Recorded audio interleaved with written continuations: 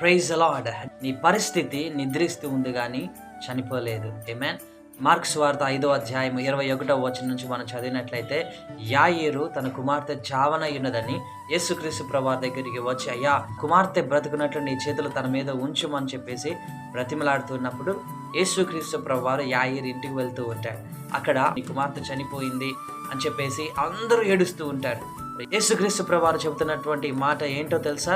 మీరెందుకు గొల్లు చేయుచున్నారు?